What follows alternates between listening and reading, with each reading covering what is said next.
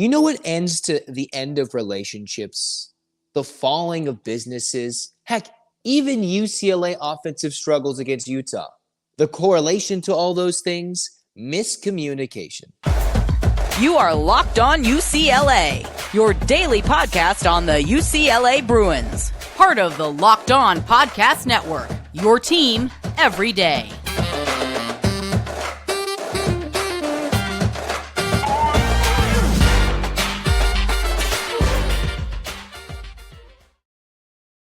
Welcome, everybody, to this episode of the Locked On UCLA podcast. I'm your host, Zach Anderson-Yoxsimer. Thanks for making the show your first listen each and every day. It's free wherever you get your podcast, whether you're listening audio-wise, maybe you're watching on YouTube. Thanks for your support. Hit that download button, subscribe button, like, comment, review.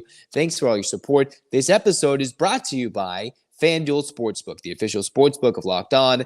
Make every moment more. Right now, new customers can bet $5 to get $200 in bonus bets guaranteed. Visit FanDuel.com/LockedOn to get started.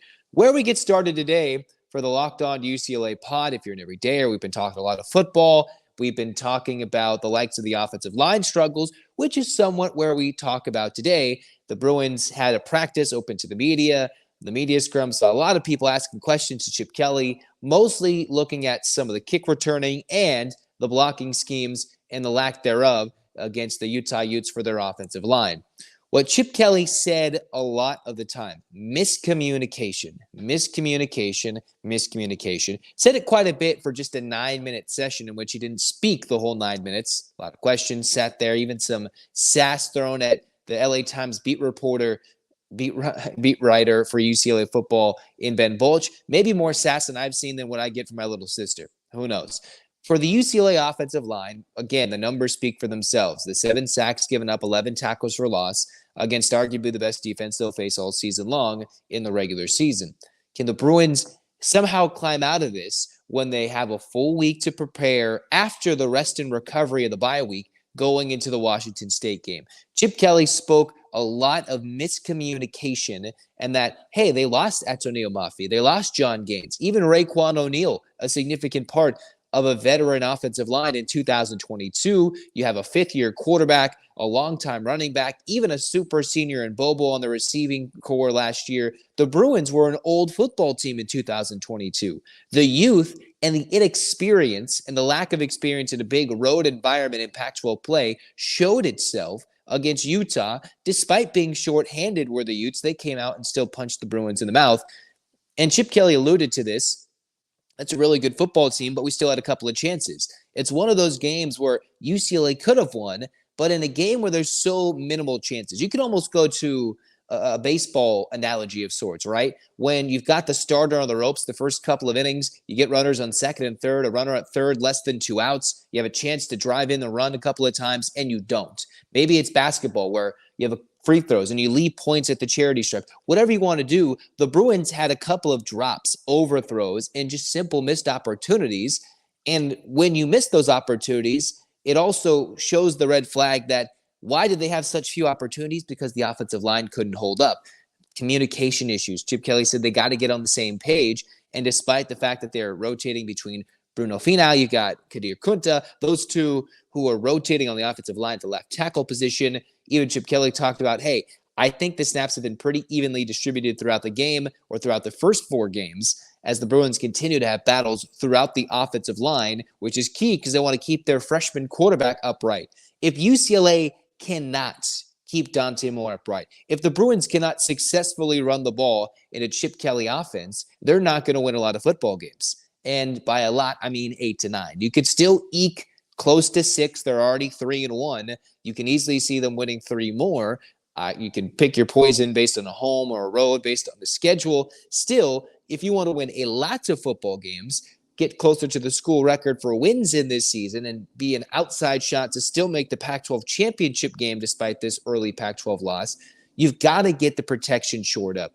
And if they're having communication issues in their first big true road game, I guess true road game is saying that Salt Lake City's environment, Rice-Eccles Stadium, is a lot more scarier, I should say, than it is in San Diego at Snapdragon.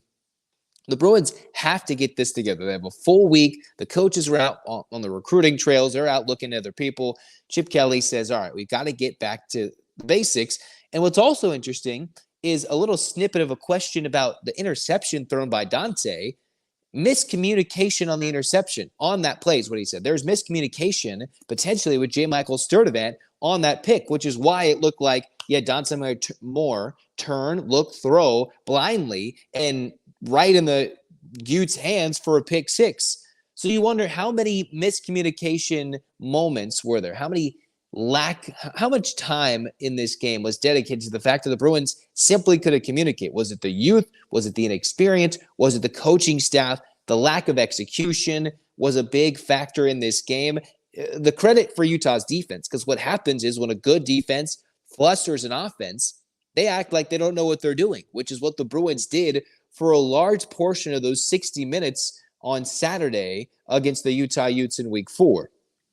So if there's so many communication issues, the Bruins, it almost seems like the bye couldn't have come at a more perfect time for UCLA to work through the kinks, figure out what Dante Moore needs to work on. Maybe, as I've advocated, I've even seen some of you guys advocate this, throw in a Colin Schlee package. Could that be a little more chaotic if you're trying to just get simple communication in from your offensive lineman, from your true freshman quarterback, and all the new pieces the Bruins brought in the transfer portal? That is potentially the struggle. When you mix youth with new guys and guys trying to battle for spots, you might get games or spurts in games or weeks throughout the season where a team is going to not perform simply because they're just not up to speed. They can be good, they can be talented, but the team showed, hey, there's maybe another level to be unlocked. Can they figure it out in time before the season is in the ruins? And we don't want that to be the ruins. We want the UCLA Bruins to succeed this year. So if they keep having this miscommunication, there's also another play where Chip Kelly talked about a simple run, maybe on the Dante Moore fumble. I wasn't really clear on what play he was talking about. Miscommunication on linebacker inside plug. That can mean a lot of things to a football technical guy. For me, that was just another form on what happened on a bad play. Miscommunication on the pick, on the offensive line, on a linebacker inside plug, which could be a lot of excuses. Chip Kelly isn't always the most loquacious fella, as despite what he's been giving us this year. But a lot of the word miscommunication, which you hope is not just the players not understanding, just the environment itself, and the Bruins weren't up to the task that day. It's how the team responds to the next time they get flustered, which will be against the Washington State Cougars in the Rose Bowl on October 7th. Will they have worked those kinks out? I'm not entirely sure. I hope they do, but miscommunication is the word, potentially for an improved offensive line in the weeks to come. Now, is that going to be the difference between facing a Utah line versus Washington State's defense? We'll find out in future weeks. And then I know we've kind of all thought the same thing.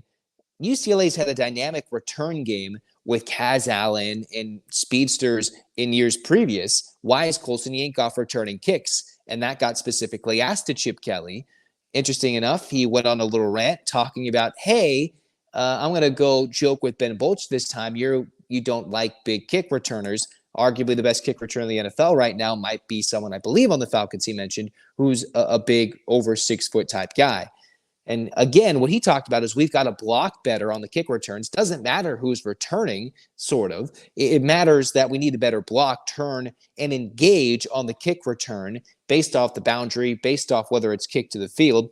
And if you think about it, there hasn't been too many times, considering the defense has been good, that the Bruins have been kicked off to return it. So while the Bruins got a lot of opportunity based on their defensive numbers in years previous to have Kaz Allen break one off, they haven't had that much opportunity.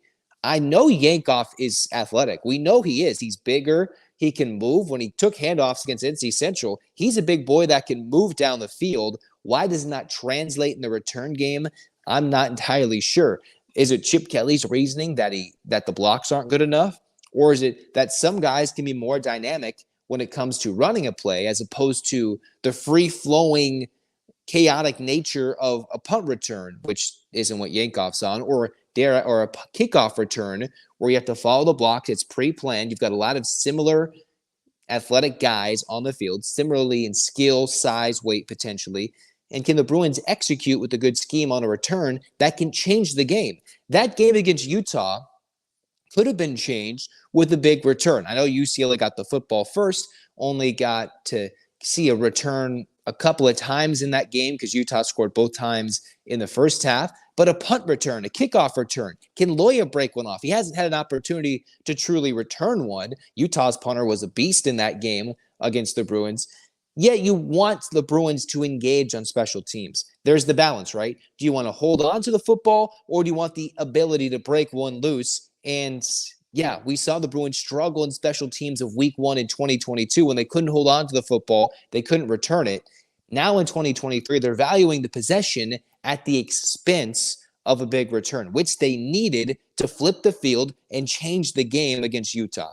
Now, that might not be the case. There probably won't be as much of a low-scoring effect to any of UCLA's games the rest of the season in terms of a 14-7 game.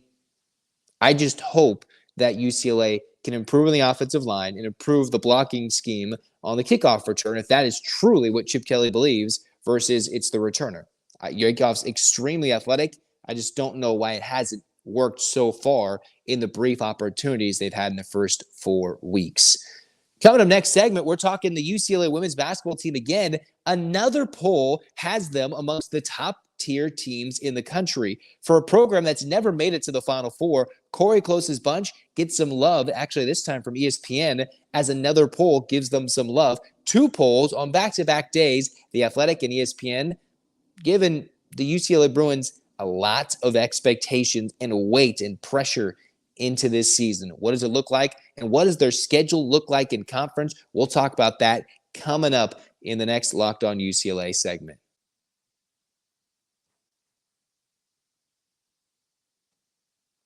Snap into the NFL season with FanDuel, America's #1 sportsbook. Right now, new customers can get up to $200 in bonus bets guaranteed when you place a $5 bet. That's $200 in bonus bets, win or lose. If you've been thinking about joining FanDuel, there's no better time to get in on the action. The app is so easy to use because there's a wide range of betting options, spreads, player props, over-unders, and more. Visit FanDuel.com/lockedon to kick off the NFL season.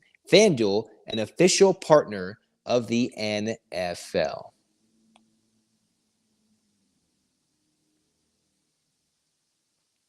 Second segment, second poll that UCLA women's basketball is a part of, in which they're not only just in the top 10, not only just in the top 5, Corey Close's bunch, which is looking for their first regular season championship of this millennium, in looking for their first conference tournament championship since, about 2006. They're potentially Final Four good for the Pac-12 this year. ESPN released their top 25, way too early preseason top 25, although it's the end of September with this being released. I'm not sure how way too early it can be. The Bruins, who haven't won the Pac-12 tournament, then the Pac-10 in 2006, they haven't won a regular season championship since 1999. That's when we're partying. Let's go. The Bruins have never been to the Final Four. And now with Osborne coming back, you've got Cam Brown, an underrated return for another UCLA returning starter, and the transfer portal get of Lauren Betts to give the Bruins a true post presence that they didn't have when they faced off against South Carolina, or when they went against Lauren Betts and Stanford in those 2 of 3 Pac-12 clashes, or when they had to face the Utah Utes, who returns all their starting 5.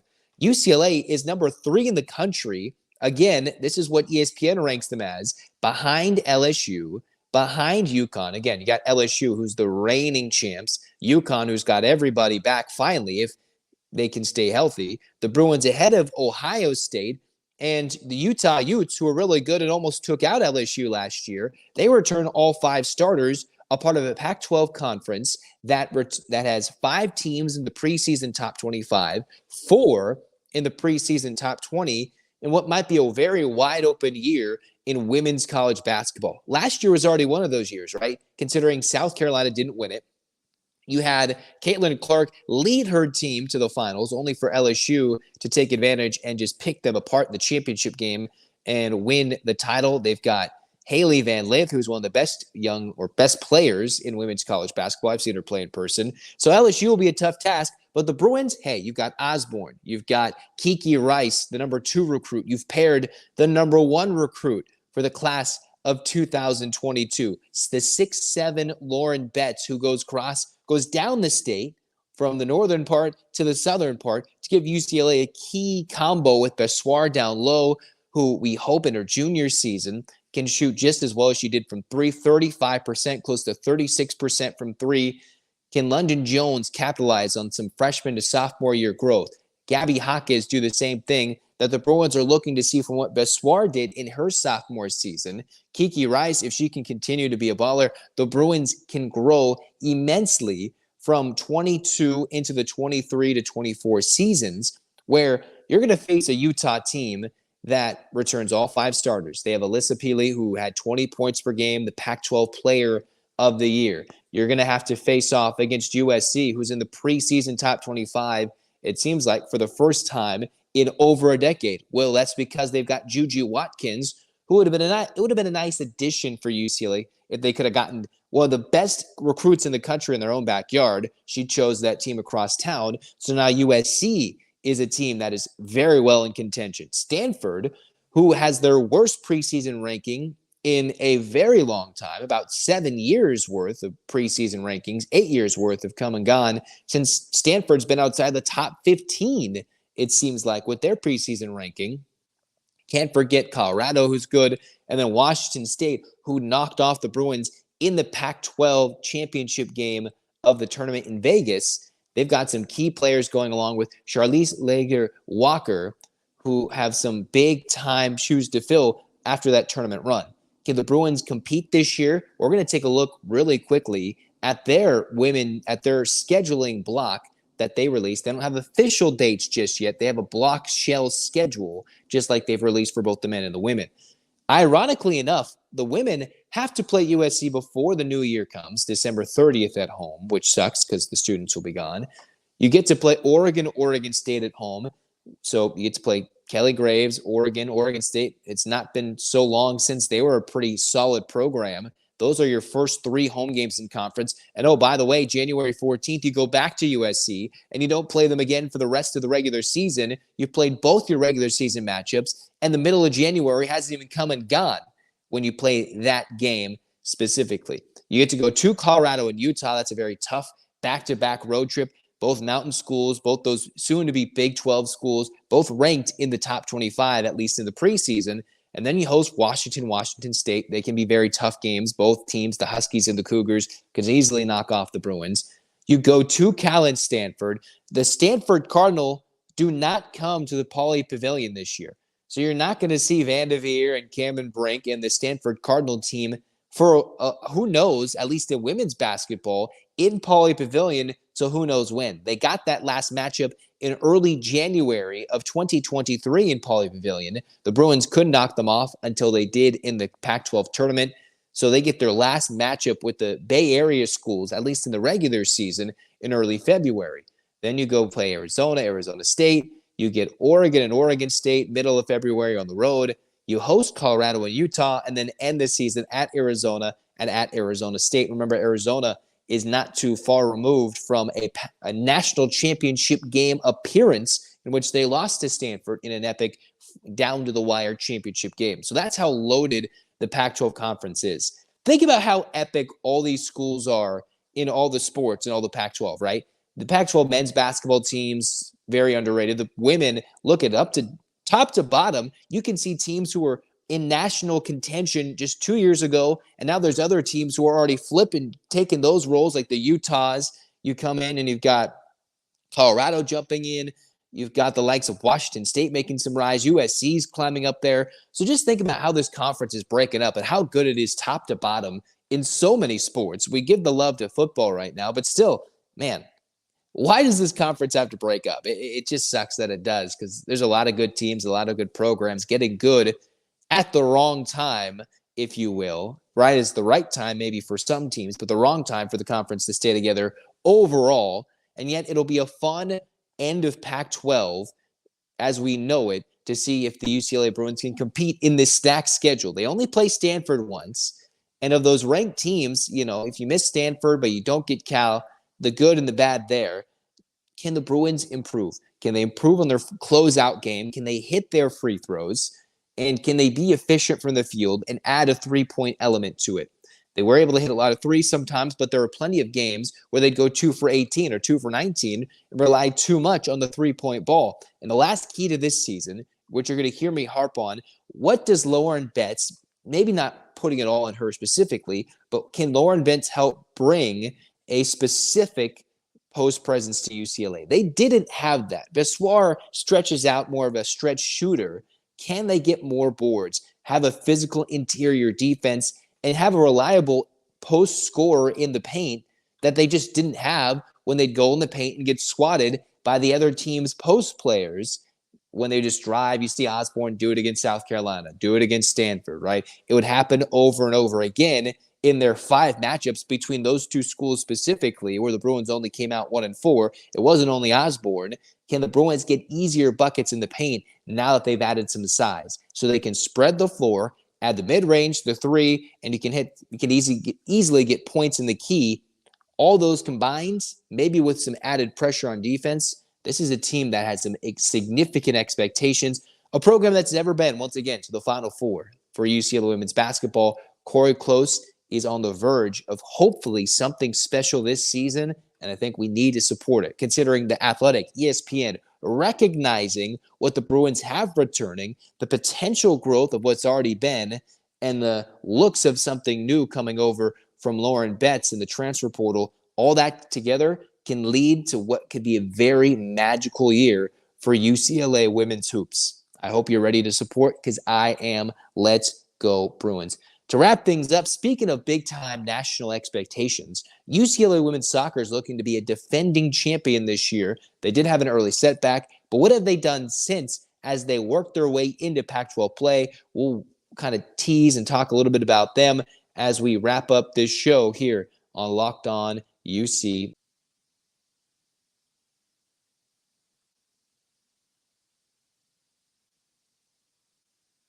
Third and final segment today, the Locked On UCLA pod. It's bye week during football season. In between, we wait for the big expectations for both UCLA men's, women's basketball this season. And we take a look at what fall sports dominance might look like. UCLA women's soccer, again, with Marguerite Eozasa in her second year, fresh off a national championship overall in that thrilling win against North Carolina in North Carolina for the championship game, where they came back down to the wire and won in extra time, won in overtime, and ended up taking the College Cup. Can the Bruins repeat? This is a team that's ranked number 5 in the country, number 4 based on a certain poll, whatever you use, on the coaches poll or the Soccer Nation, whatever it's called. They have 2 different polls. The Bruins are in the top 5, top 4 based on certain polls, either hovering around above, below, right next to BYU, who is the only team that has found a way to stymie UCLA this season. That was in Provo. BYU had a short stint atop the country at number 1 before they got upset and drew against TCU and then lost their next game at Utah State, their in-state rival. So the Bruins this year, if you look at their numbers, right, they have some pretty outstanding numbers as a team. They've scored 21 goals in 8 games. That's close to 2.5 goals. That's more than 2.5 goals per game. They've given up 5, which is about half a goal per game.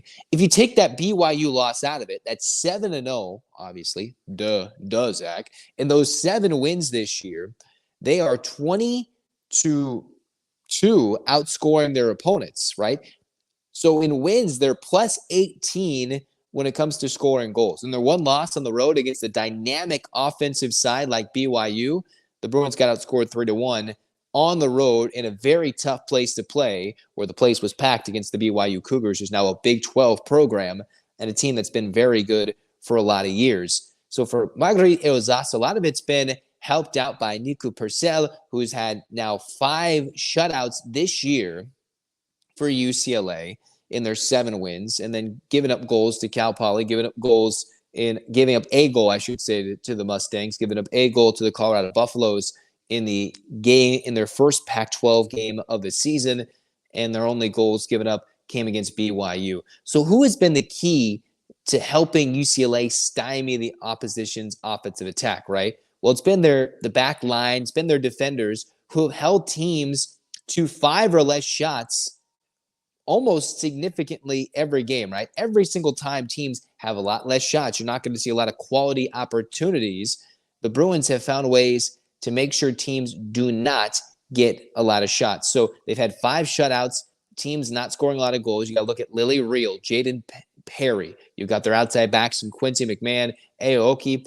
Those are players who have been helping to keep teams not get on the score sheet, make sure they don't take a lot of shots when they like to win games. And again, the Bruins are returning 8 starters from a team from a year ago, still 3 spots to fill there. You see Allie Cook, 5 goals and assists, came with a goal recently. Sunshine Fontes is got 4 goals. Raylan Turner has 3 goals, 3 assists. Those are your 3 top point getters and 3 top scorers. Even Val Vargas, who's played with the Mexican national team in one of their younger teams, which I think won one of the CONCACAF Cups, where I think the U23. She's played in 7 games, started 3 of them, did not play against Colorado, which the Bruins won 3-1 on the road in Boulder to get their Pac-12 play started.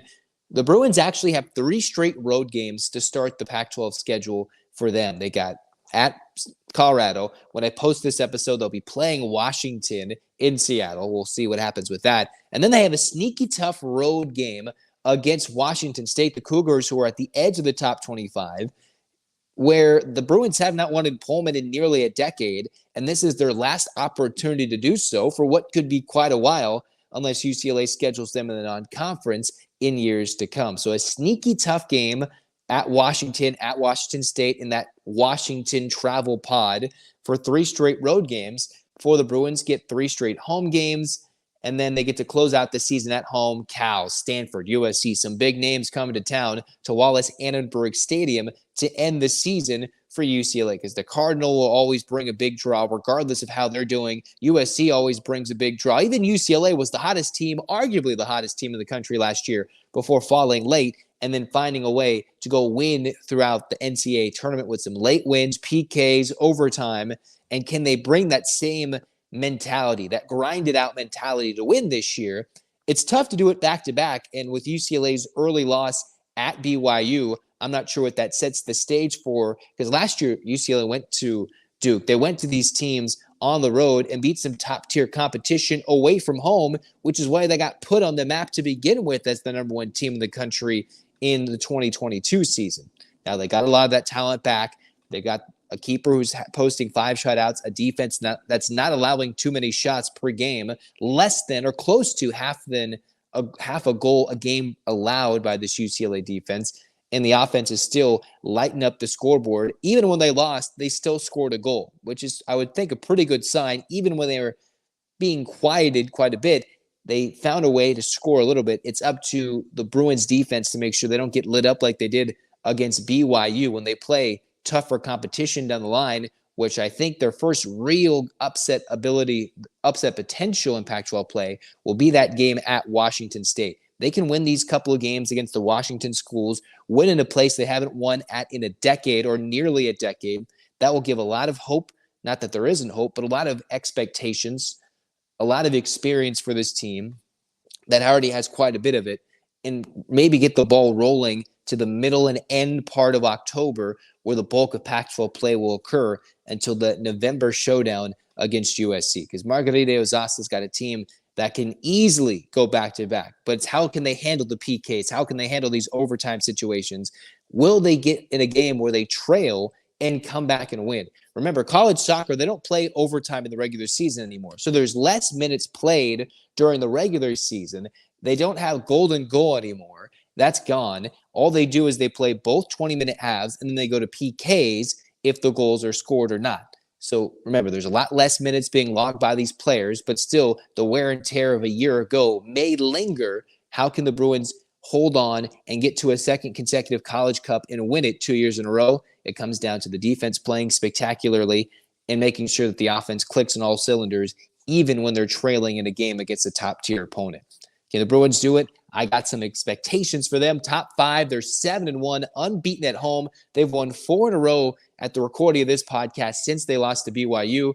And it's up to the Bruins, the returners. A lot of the offense is back. Can they do it in this second consecutive season? Can Marguerite Eozaso be, hey, 2 years, 2 championships? That's a pretty baller move. What's a baller move? We're going to end this pod. Say, let's go. Hit that subscribe button, download, and thanks for your support.